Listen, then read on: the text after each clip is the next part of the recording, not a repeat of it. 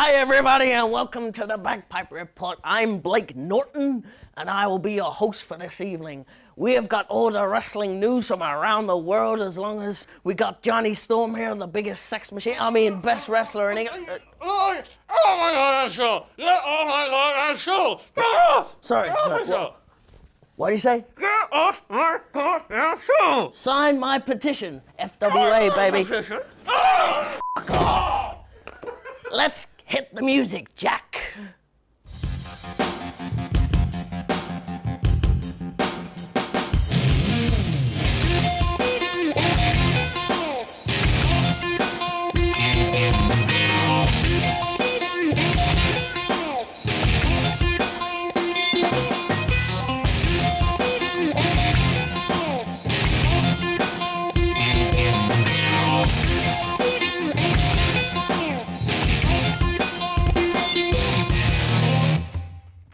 Okay, good evening, everybody. Welcome to the Bagpipe Report. My name is Blake Norton, and it's a pleasure to serve you once again this Friday for 60 minutes of the latest wrestling news and information. First thing on the news tonight, congratulations to Adam Abbs. 2 out of 3 falls match, crowned first ever NWA Ireland Heavyweight Champion. Had a great match this past Sunday with Paddy Morrow, the Suicide Machine. Congratulations. The address is up on the screen right now. The online address for NWA Ireland. Check those guys out. Congratulations to Adam Abbs. Now we're going to bring in Brian Alvarez from the Figure 4 Weekly Newsletter, our good friend. He's calling us now from Seattle, Washington. You can check out the newsletter on WrestlingObserver.com. How are you doing this week, Brian? I'm doing pretty good. Good stuff. Well, let's kick it off with NWA TNA this week. Some comings and goings. Been a bit of talk about Mark Mero being involved with TNA to some degree, and about him actually perhaps competing on Impact next week. What's the situation with Mark Mero, who we haven't seen in several years since his big WWE run?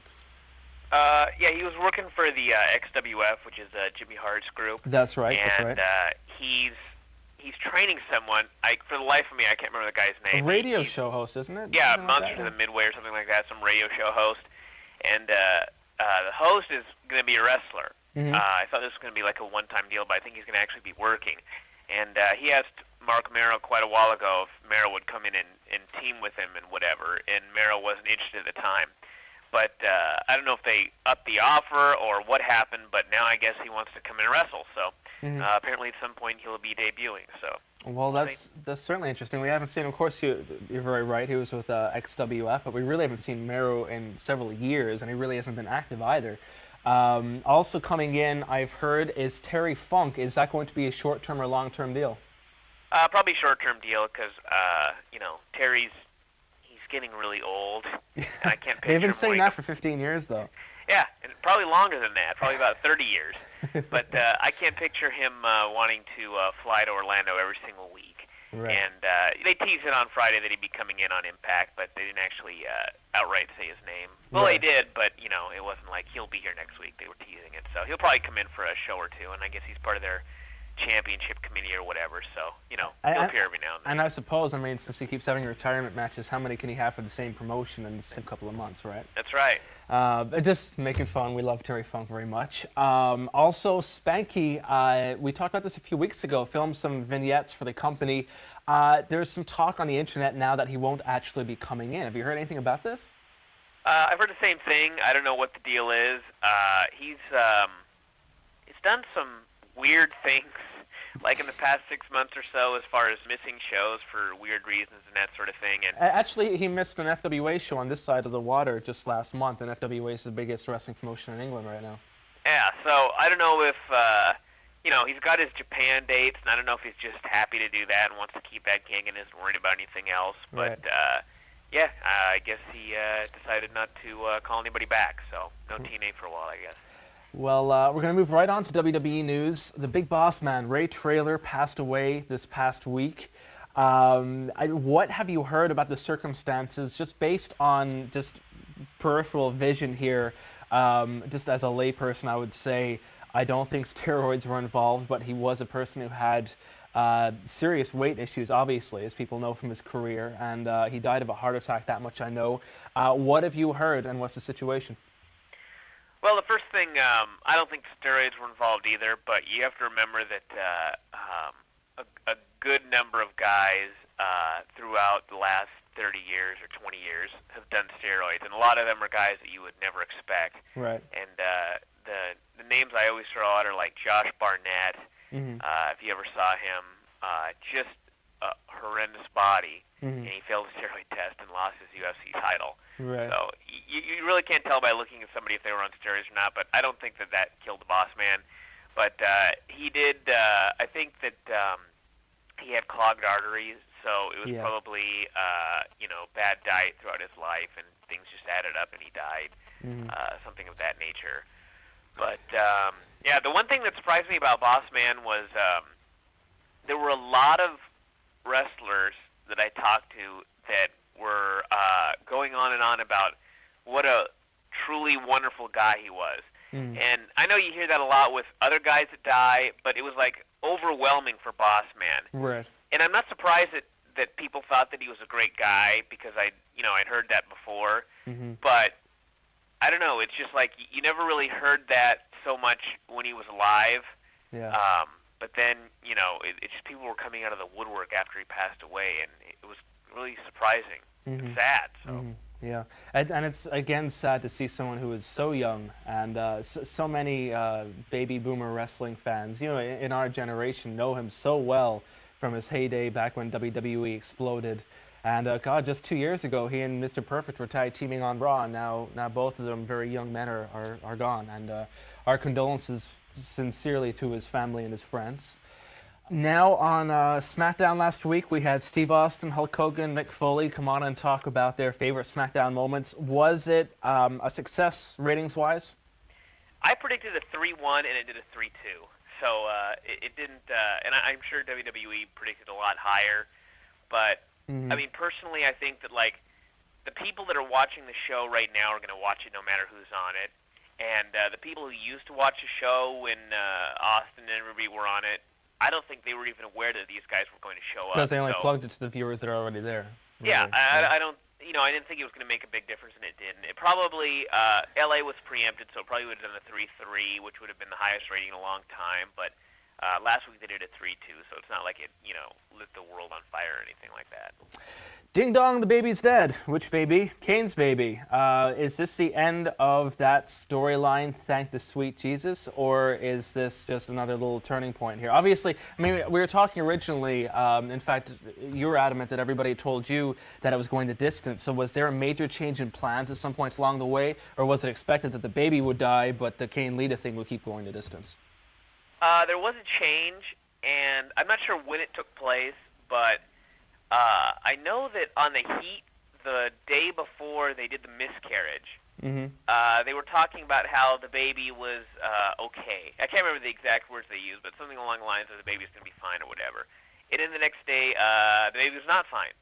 So I don't know if, like, right. They had Gene Snitsky fall on her, and then they took a week thinking about should we do it or not, and then they decided on Monday, well, let's just do a miscarriage or what the deal was. But the plan originally was to go 9 months, and I don't know what caused them to change their mind. But yeah, it's over now, and Gene Snitsky is he's Kane's new rival.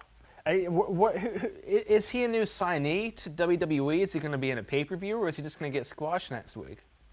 Well, I saw him in Ohio Valley, and he is not ready for prime time, but he's big, so of course they brought him right up. Right. And they've been going on the road, and Kane's been getting like the biggest pops of any of the baby faces, and beating Snitsky in like a minute.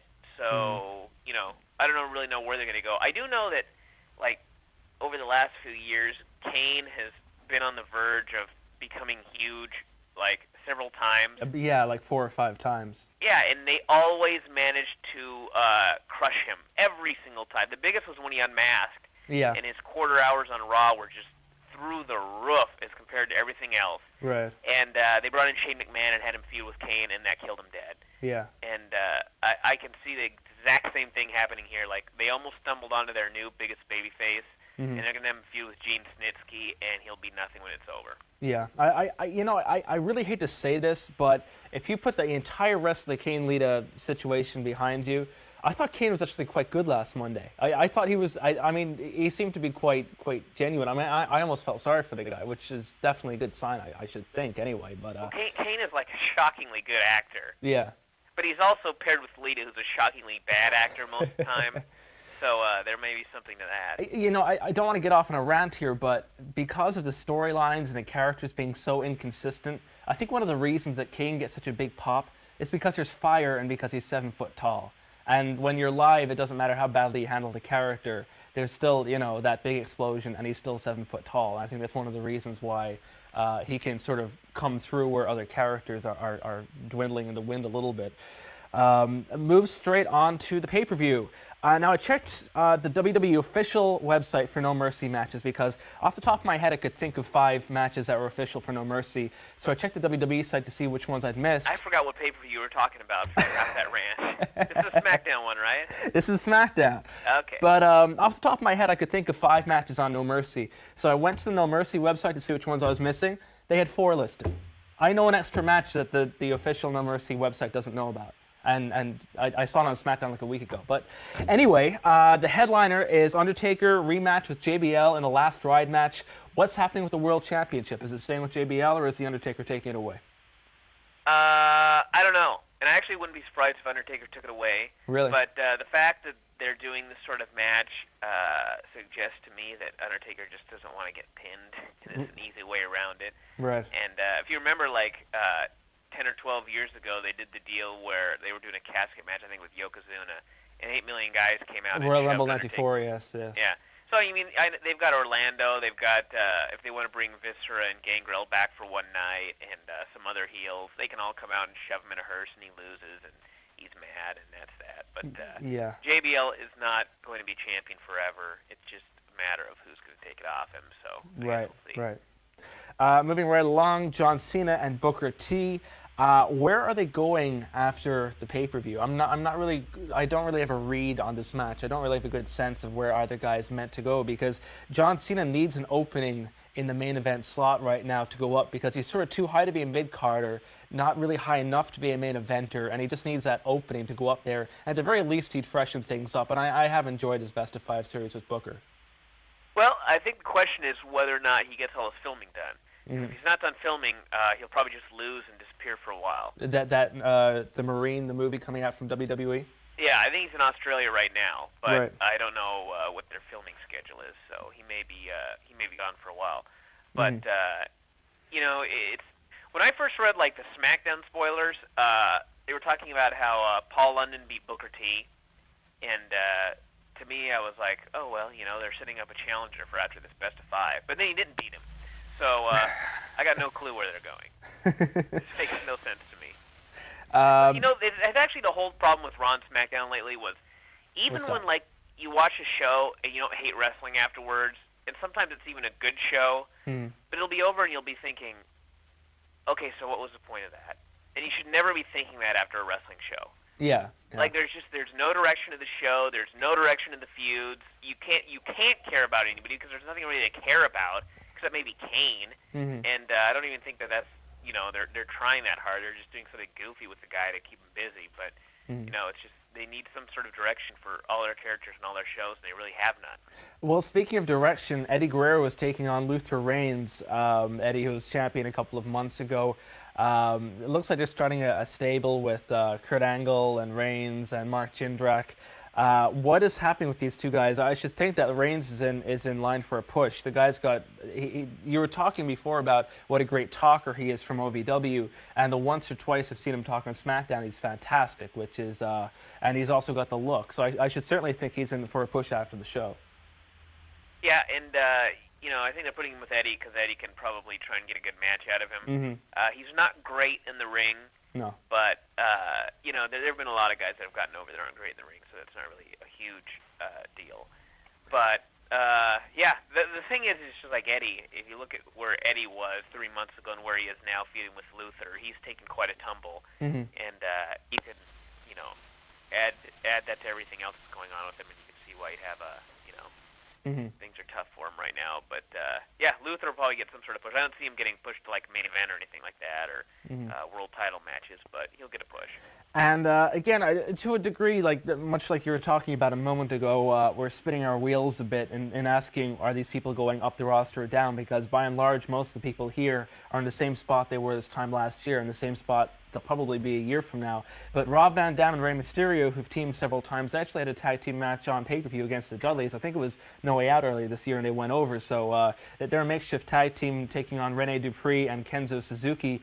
Is this Dupree-Suzuki thing a long-term thing, or do they just want to take the titles off Kidman and London? And should we hope for Van Dam and Mysterio to do something in tag? Because there really isn't a cruiserweight division, per se, for Mysterio to be a part of. There's only Mysterio and then whatever challenger he has that month, much like the women's division. And Rob Van Dam, they haven't really done anything with in months. So could this be a direction for them together?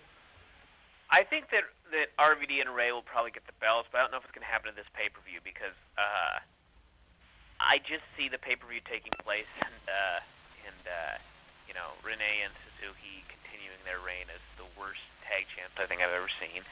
But yeah, I think maybe not this pay-per-view, the one after they'll probably win them. So we'll see. But it's like the same thing, you know. Everyone's in the same spot, so it really doesn't matter. The belts are dead. So. And finally, we have Big Show versus Kurt Angle. Angle's had good matches with Big Show before. I expect this one to be a good match too. Anything to expect coming out of this one, or is it as simple as it seems on paper? I don't think there's going to be a finish, to be honest with you, because I know that Angle's whole deal is he wants to face Undertaker at WrestleMania. Right. He wants them both to be like on a big unbeaten streak, so it's like this big match. Right. And they're not beating Show right now. Right. So I don't know if it'll be a DQ or maybe they'll do some sort of totally screwed up finish or something like that. But I'm just laughing because I was reading this article about Kurt Angle where he was talking about great workers in the company, and he kept mentioning Big Show. Really? And you know, who might argue with Kurt Angle, but very odd choice. So who are we? Well, you never know. He loves the guy, and he loves working with him, so I think they'll have a decent or good match. Yeah. Well, they've had several good matches before. I remember one from the December pay-per-view. I think it was 2002, where Kurt won the belt. And that's right. They had a great TV match at some point. They did. So you know, I think it'll be a very solid match. Again, it's on paper it looks like not a bad show, but something where again you don't get that sense of momentum that is needed to spark interest and increase buy rates. But we will certainly be tuning in this Sunday, won't we? And we'll see how it goes, and we'll review it right here next week. Is that this Sunday? Huh? Is that this coming Sunday? It is, isn't it? October 3rd? Yeah, that's this coming Sunday. Oh, God. Yeah, don't make any plans. Well. Anyway, that's No Mercy. That's coming up this Sunday, and we've got our own super. That's wrestling in 2004 when they have shows like this, and people that follow wrestling and do it for a living have no idea when the shows are. Yeah, that's pretty despicable, isn't it? Well, that's what we're here. We're here to remind everybody because, of course, everybody watches the Bagpipe Report, especially when you're on the show, Brian. Okay. You take care of yourself. You have a good week. We'll talk to you next week and review the show, okay? All right, you too. Okay, take care.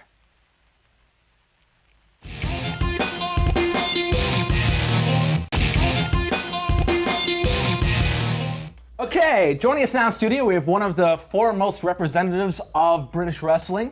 You have seen him in so many different promotions. You've seen him all across the world. You've seen him in FWA, where he's one of their biggest stars, Ring of Honor, CZW, NWA, TNA, their home DVDs, and much, much more. It is a pleasure to say hello to the Wonder Kid, Jonny Storm.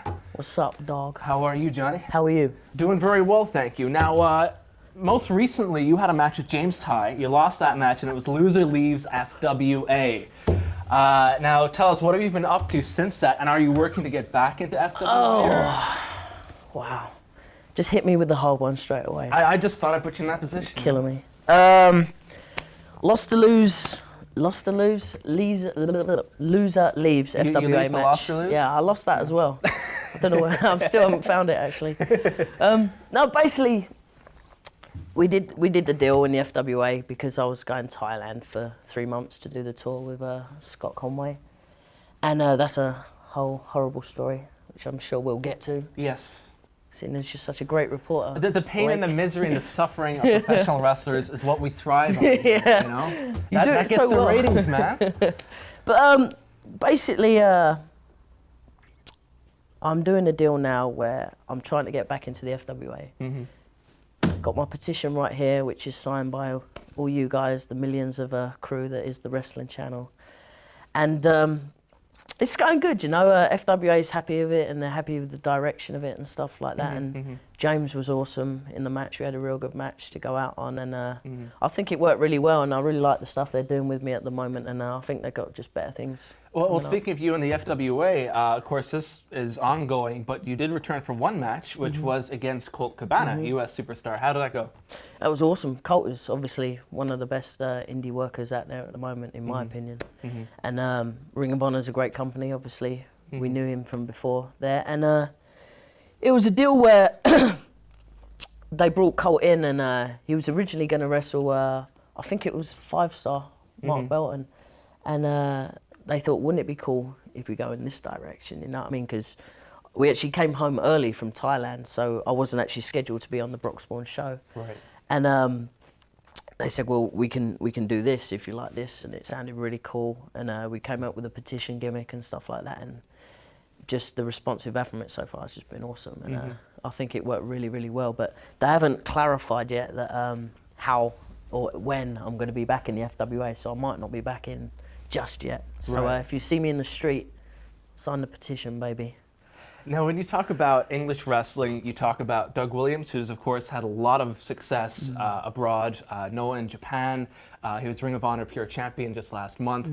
You talk about James Tai, who in FWA has wrestled many of the great wrestlers who've come in, AJ Styles and many other guys. He's their go-to guy. And you would be, in that trio, you'd be the third guy because, of course, not only have you wrestled superstars here in the UK and Ireland, such as Colt Cabana, you've also gone over to the US. How much pressure is on you to represent England? Because, I mean, when people see you wrestle for NWA TNA, they see that all over the world and they go, this is what English wrestling is about. Is that hard to live up to? No, I don't think so. I think it's long overdue, to be honest, because nobody looks at British wrestling, or looks at England, really, for wrestlers anymore. I mean, we produce some of the best wrestlers in the world, you know. We've got, you know, Dynamite Kid, Davey Boy Smith, people like that. Johnny Saint, you know, the list goes on, Robbie Brookside. And no one looks at England for people anymore. And it was only by chance that me and Jody got the opportunity to go out to the States, because when we did Best of the Best 2, which was the first show we did, we actually lucked into it because two guys, I can't remember who they were, but they pulled out of the tournament like 2 weeks before. Right. And a call got made to a friend of ours, and he recommended like me and Jody, and that's how we got in. But basically, no one even thinks of looking at England. I don't know whether it's because flights are expensive, or they have this misconception that flights are really expensive to the States, which they're not really. Not compared to, you know, like an internal flight from the States from like the south to north will probably be the same price as like England to Philly, something like that. But I don't know whether it's the misconception or what, or they don't think that we've got like those type of wrestlers anymore, but we have. And you know, it's just getting out there and getting them to know it. And I think with people like Doug and me and Jody going out there and stuff, then they're realising, wow, Britain's got like a good talent of wrestlers, and we're going to start looking at it now. Now, the door opened in unlikely fashion, but since then, you and Jody both, you wrestle in CZW, obviously, also Ring of Honor, and you guys have had amazing matches all over the world. Would you consider him to be one of your best opponents? Oh, Jody's awesome. Absolutely awesome. He's fantastic. He's just a phenomenon, you know. I mean, I don't know, you can't teach talent like that, you know what I mean? I'm a big believer in, with wrestling, you've either got it or you haven't got it. And Jody was just one of those people who just took to it like that, and it was just fantastic. And it was a really sad day, I guess, when he decided to retire. But you know, we hold out hope that he'll be back someday. And do you think there's a chance? Do you think he will? I think he will down the line. Down the line. I mean, he's got personal problems and stuff like that, but you know, I'm sure he'll sort it out. It's nothing major, and I know for a fact that he absolutely misses it desperately, and I'm sure he'll be back. Well, that's good to hear, because he's an amazing performer. The kind of style that you and he wrestle, you can see the influence, you can see 10, 20, 30 years ago English style in there, but there's also a much bigger emphasis on high flying that simply wasn't around, because so much of wrestling we see today actually came from England, and a lot of people don't realize this. Do you think that, I mean, we've only started to touch the tip of the iceberg in terms of the long-term effects of the high spots and the big bumps. Do you think that people like you and Jody will have shorter careers because of that? How do you think you'll be 10 years down the road? I think about it a lot, to be honest with you. I do think to myself now that, oh my God, I'm hurting now. Not terribly, but you know, I couldn't stand up. Like, I was in a club the other night and I was just standing at the bar. And after like 20 minutes, I was like, geez, I need to sit down or something. And I'm thinking, my God, I'm quite young. And in 10 years' time, what am I going to be like then? Yeah. So it's really scary in a way, you know. And I don't know, I try and I cater to the show that I work, if you know what I mean. If it's obviously FWA, then that's the sort of style they're looking for, the crazy stuff or something different, you know. And whereas more the old school shows like is more family orientated and stuff, you don't have to go out there and kill yourself because the fans will appreciate it more, like the little things. So basically I'm trying to maneuver myself more to that sort of style, so I only have to do the crazy stuff when I have to do it, you know, or when I'm getting paid to do it. Good. What promotions do you enjoy working for most? I mean, on that topic, for instance, when you work with All Star Wrestling, I know that Brian Dixon has a big emphasis on connecting to the fans, and he cares more about you connecting to one fan than doing a Hurricane Run off the top, which is sort of what you're talking about. Well, anyone will tell you who works with Brian Dixon, yeah, I'm sure if you get any of the other guys in here, like Colt and people like that, the first impressions you'll get of him is like, he'll come at you and say, I want action. Action, action, action. That's exactly it. And he doesn't care about psychology or anything like that, which I'm not saying it's a bad thing, but for his shows, he just wants the fans involved 100%. And to be honest, that's what I like. You know, I can't stand going out there in, I'm not saying Japan specifically, but you know, Japan more appreciate it more, don't they? Right. They're like quiet and they watch and they're interested. But when I was in Japan, I was just going out there and geeing up so much. I was like, come on, baby, come on. And it was funny because over here, like the crowds would be like, Johnny, Johnny. And in Japan, you hear like these obscure voices in the crowd, like it's mainly women as well. Like it'd be like, Johnny, like that. And I'm looking around every time someone's saying it at the start of a match. She's like, Johnny, there's one over there. Johnny, Jesus. There's one over there.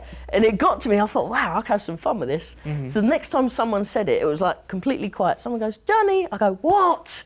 And the whole place just popped, man. I was like, damn, this is easy. I want to come back to Japan. Well, you're in Japan recently. Actually, Ross Hart sends his regards. He was one of the people you're over there with. Ross is awesome. He is absolutely awesome. Who were you over there with, and how'd you find working over there? Wow, it was actually the second time I've been to Japan. Right. I went to 01 first for Steve Corino, obviously, which was absolutely great. We did pay-per-view for them, which is wicked. And it was actually in the same arena.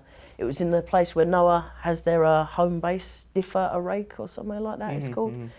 Awesome arena, absolutely fantastic for TV. And it was called the WrestleAid Project, and it was run by this wrestler called Mr. Go, his ring name is. And Joey Legend was actually the guy who hooked me up with it. I was in Thailand at the time. I was literally just coming home and I got a call saying, Johnny, man, they're doing a cruiserweight tournament. Are you interested? Yes or no? I need to know now. And I was like, let me think, yes. No, actually, I said, what's the money? Yes. And then, Consummate that was it. professional wrestler. Yeah, yeah. And it was like a week after I got back from Thailand. So I came back, I went on the camps for like 4 days, then I went to Japan. I was knackered. Right. But I was really glad I went because they flew us in on the Tuesday and the show was on the Sunday. So I was like, oh God.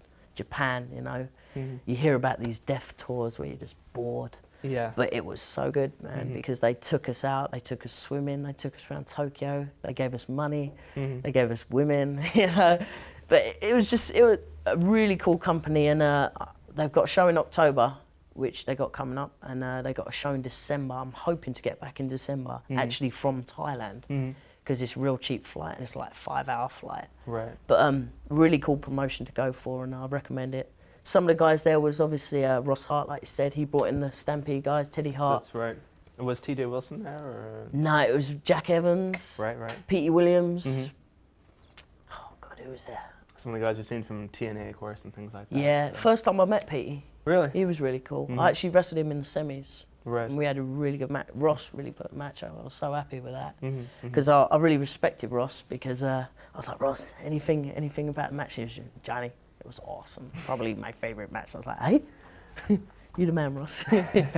Respect, bruv. And he's like, come over to Stampede and stuff like that anytime you want. And I was like, dude, I'll do it. You know, it'd be cool. It'd be fun. And I was just speaking to some of the other guys about one of the incidents there with Teddy Hart. He done his elbow in the match, and that was quite a controversial thing. But Was it a one of those controversial things that happened but didn't happen, or? Well, I would just say he gets injured a lot.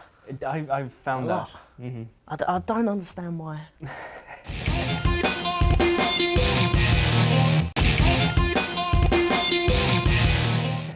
Well, speaking of Japan and 0-1, in fact, the first promotion you worked for, a lot of U.S. guys are working over there right now. Low-key's taking a lot of work. Spanky, a lot of people are talking about Brian Kendrick, who left WWE recently. He's a good guy as well. Yeah, apparently awesome. He's turned down NWA bookings. He's turned down FWA bookings to go over to 0-1. What is it about the promotion that makes a lot of guys from this part of the world, the U.S. and England, want to go over there? Man, it's a different world. It's got its good and bad points, but I'd say the good outweighs the bad, obviously, because you're just treated with respect. Japan is real big on respect out there. Like, just everywhere you go, they're like, oh, really nice to meet you, and really genuine people and stuff, and they treat you like superstars. I mean, I guess we're sort of classed as stars within the wrestling world, but over there, everybody and anybody just treats you with so much respect, and you feel like a superstar, and it's just awesome. It's a different world, and the fans after shows, we had fans outside our hotel like 2 days before the show queuing up just to, like, get autographs and pictures and things like that. They take their wrestling really seriously out there, which is really good as well. And they haven't sort of broken kayfabe to the extent like America has. Yeah. You know what I mean? So I guess, I don't know whether it's they believe more, but they're more into it, and more serious about it. Allow themselves to respect without Yeah, feeling and that's the stupid. way it should be. It is. In my opinion. American wrestling, we had Jim Cornette on the phone last month, and we were kind of reminiscing about the death of kayfabe. Is it less fun now to wrestle in a place like the U.S. where people, like, when you mess up one spot or something, everybody thinks they're brilliant. It's like, you effed up, all this kind of, like, fans almost act like they're above you and you have to dance for them kind of thing. Yeah, it's only America. I've really found that in some parts of America. I don't know, it's hard. It's hard to explain, really. I mean, the bottom line is, these are wrestling fans, right? And they're here to enjoy the show. So why would a fan, like, they obviously like wrestling, they want to be part of it and involved in it. Why would a fan come along to a show just to say you suck? Yeah. You effed up, things like that. Yeah. What's the point? You come to enjoy yourself, right? You don't come here to just say, oh, that was crap, that was crap. Because you're insulting the product that you like. What's the point of going, Yeah. I really think fans should get involved as much as possible. I really enjoy that. And just get into it, enjoy it, come, be a fan, have fun. What's the big deal with that, And it has got to the point now where it's too far, and it's really hard to, like, get over. Philly is like the one that gets, it's said, the hardest place in the world to get over. Right. But once you're over in Philly, man, then it's cool. It's back to normal, you know what I mean? You have to get past that first hump to, like, where they see you're, like, a decent worker or they respect you or whatever. Then, if you do, like, miss a spot or something like that, then they won't grill you so bad, you know what I mean? Because they like you and stuff. Right. So I like wrestling in Philly now, I've wrestled at the arena like umpteen times for XPW and stuff and CZW, and they've always been cool with me, but first time going in there, I just see guys get killed, man, by the crowd, and they come backstage and it takes it out of you, because you think, well, what have I done wrong, Yeah. You're just there to try and entertain these people and they're just, like, slagging you off, and it's depressing in a way. Has that kind of mentality entered English wrestling, do you feel, or is it still more fun and more old school? Everyone goes on about, like, the Smart Marks and the FWA, that's the company for it. I could only recall, like, maybe 1 or 2 shows where there's been, like, you effed up, stuff like that. Other than that, I reckon our fans, like the FWA fans, are awesome.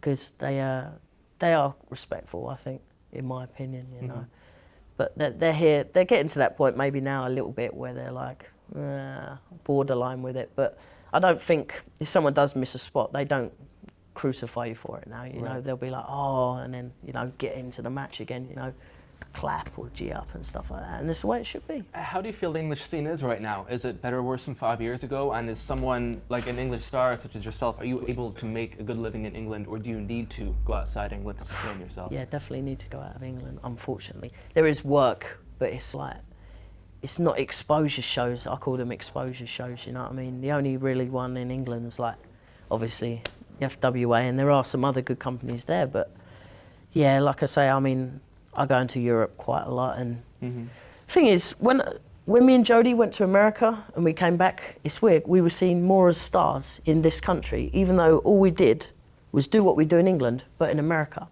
When these American indie guys come over, fantastic athletes like AJ Styles and, you know, Colt Cabana, people like that, awesome wrestlers, but they're seen in England more as stars just because they wrestle in America. Right. And that annoys me a little bit, to Yeah. be honest, because all they do is they wrestle in America. They do exactly the same as what we do, but it's in the States, and they're seen as more stars. It does seem to me that when English stars go to the States, Americans like Nigel McGuinness or Doug Williams are like, okay, who is this person? Whereas when someone from the States come over here, almost no matter who they are, it's almost like, well, he's an American wrestler, and that's sort of like a passport or something like that right off the bat. It's crazy, you know, it's annoying, I think, I don't know.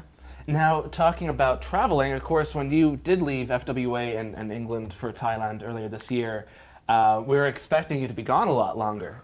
What exactly went down in Thailand that you wound up back in this neck of the woods with your petition, right? Wow, that was awesome.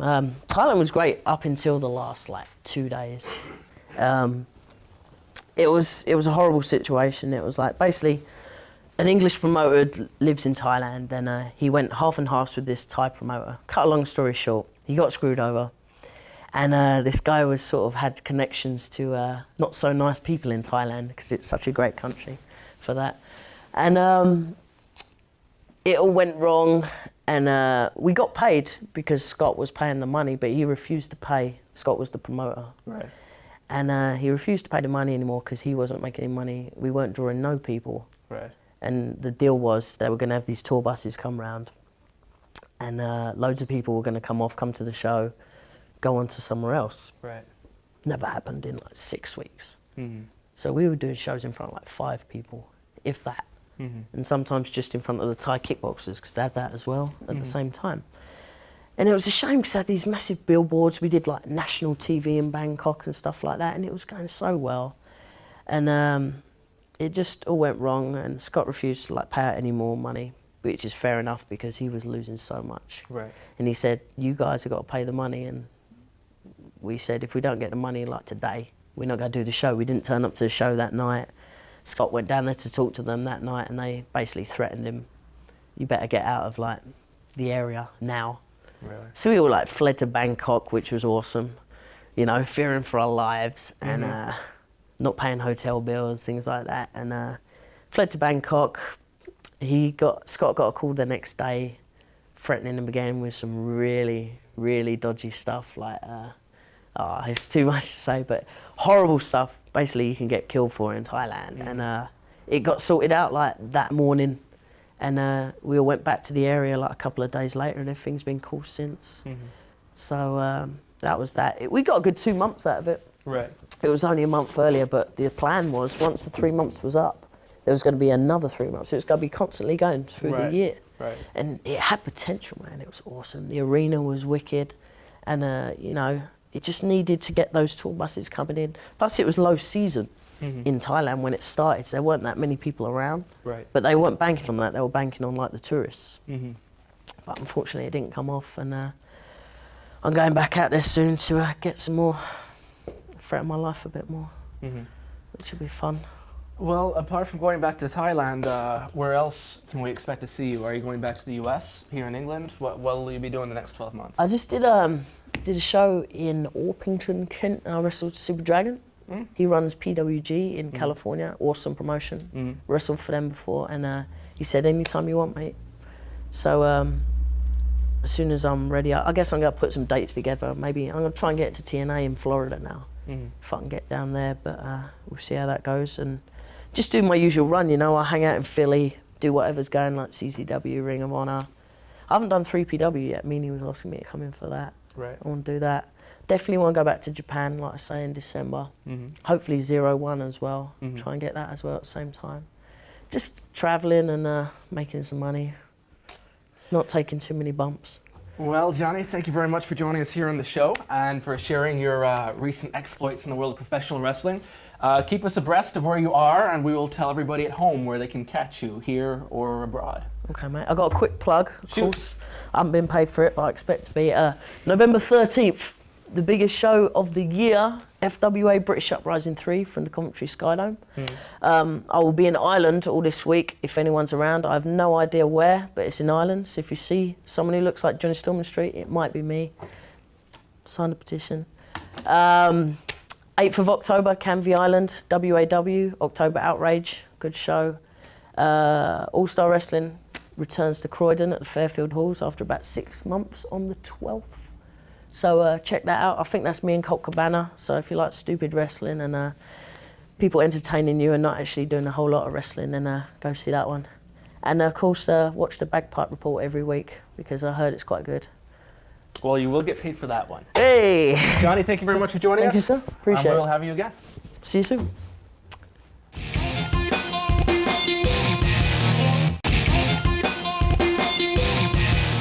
The TVR Move of the Week this week comes from two of the upcoming great talents in the United States. One side, Alex Shelley, the other, Jimmy Rave. Shelley is the upper hand in this one, folks. They call it the power stretch. Basically, Shelley tries to rip his arm right out of his socket and then pummel him about the head and upper torso. Seems to end in something of a cross arm breaker, a very painful looking move and very nice execution. This is your Move of the Week. That's what they got to do, work on one body part and stay on it, soften it up until you get your chance. Your opportunity is slap something on in the center. The power stretch, John. The power stretch right now. Alex Shelley applying the power stretch.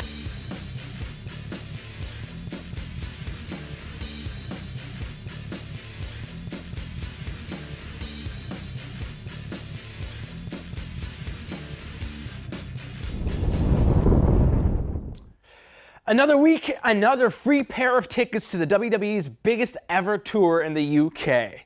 You want this great prize? We got 2 tickets for every single show they got. Very simple, answer this question. Back in 1992, WWF held a giant show, SummerSlam 92 in Wembley Stadium. Now the question is, who left that show Intercontinental Champion? Was it A, Bret Hart, B, the British Bulldog, or C, Mr. Perfect? You can text your answer WWE A, B, or C, depending on whether you think it was Bret, Davey Boy, or the late great Kurt Hennig. Text it to 88066, and you've got until this Thursday at midnight. So get texting. A pair of free tickets to the upcoming WWE tour can be yours. Okay, let's open up the TBR Q&A. First question comes from Shahid in Birmingham, who asks, Dear Blake, do you know what's happening with Vince's situation at WWE? I heard if the TV ratings and the house shows do not perk up, WWE could go bankrupt.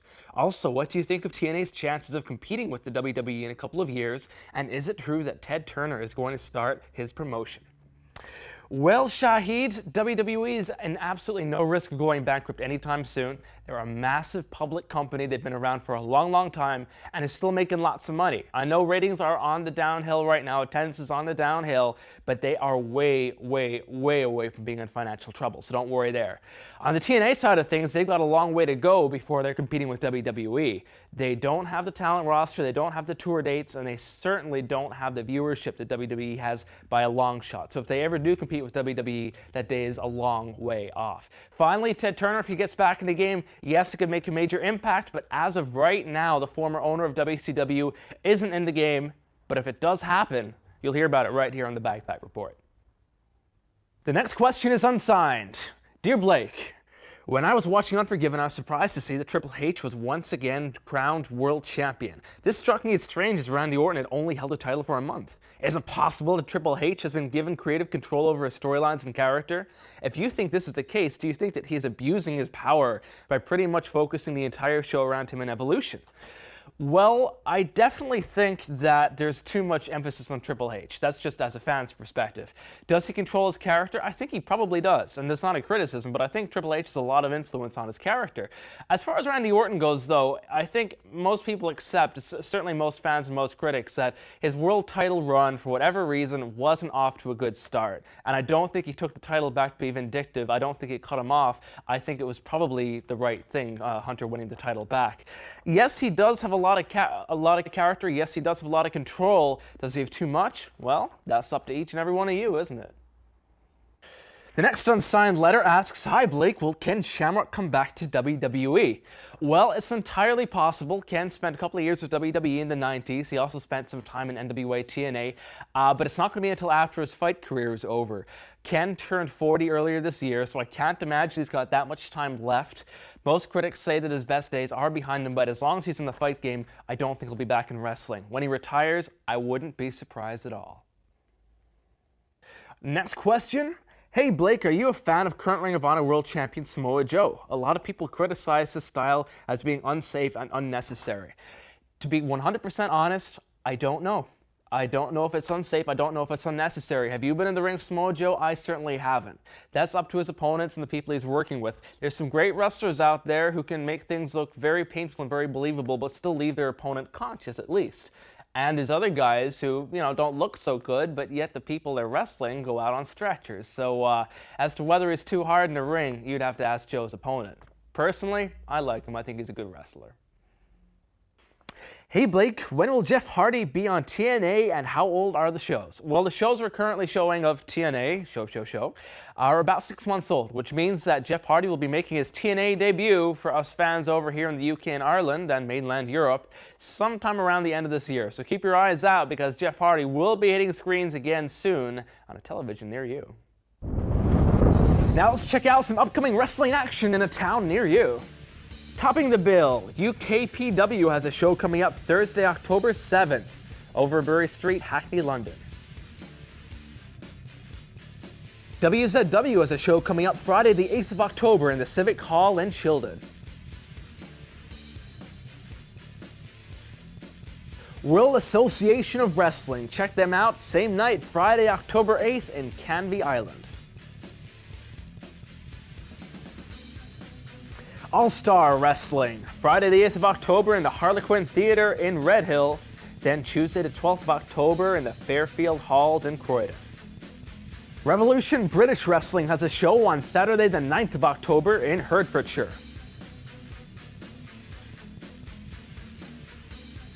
IWW has 5 dates coming up in Ireland. On Friday the 22nd and Saturday the 23rd of October, they're in County Down. On Sunday the 24th, they're in Kildare for a matinee show, and then that evening they're in Dublin. Finally, on Monday the 25th, they'll be in County Laois. And get ready for the Frontier Wrestling Alliance. It's FWA British Uprising 3 at the Coventry Sky Dome, Saturday, November 13th. Okay, now let's check out what's coming up in the next 7 days right here on the Wrestling Channel. On MLW Underground Television, we hit you with a match that I personally have never seen before. Mike Awesome, the former ECW heavyweight champion, goes one-on-one with Ring of Honor champion Samoa Joe. Then it's on to Super Dragon versus Fallen Angel Christopher Daniels in a high-flying match. On to Ring of Honor High Impact TV, where we get 2 British favorites. It's the high-flying Jonny Storm versus the sky-high Jody Fleisch. Then on to Michael Shane versus Spanky. From the land of the rising sun, it's action from Pro Wrestling Noah. First off, it's Jun Akiyama versus Kenta Kobashi. Then it's tag team action as Kendo Kashin teams up with Segura. Their opponents, Kenta and Marufuji. CZW Fake UTV never fails to deliver hard-hitting action. This week it's Justice Payne versus Derek Frazier, and then the high-flying Jimmy Rave and Sanjay Dutt. Okay, it's a big week on the Wrestling Channel. We got all that and much more, plus part 2 of the Ricky the Dragon Steamboat shoot interview, taking you right inside the wrestling business. Like I said last week, this is a great one. You don't want to miss it. That's coming up this Monday night. Make sure you mark it down on your address books, your calendars, on the fridge, on the toaster, everywhere you got. You guys have a great week. That's about it for me this week. You can check out the Bagpipe Report online at www.thebagpipereport.com. Also check out the Wrestling Channel, www.thewrestlingchannel.tv. You got forums, upcoming shows, a whole lot more free newsletters, so make sure you check that out. Next week right here, we're going to have the latest news, latest interviews, and much, much more in studio. Ring of Honor superstar Colt Cabana. Right now, he's touring England. I hope you get the chance to check him out. Keep your eye out. He's working for All Star Wrestling right here in the studio to talk about his rise to glory. You guys have a great week. We will see you same time next week right here, the Bagpipe Report on the Wrestling Channel.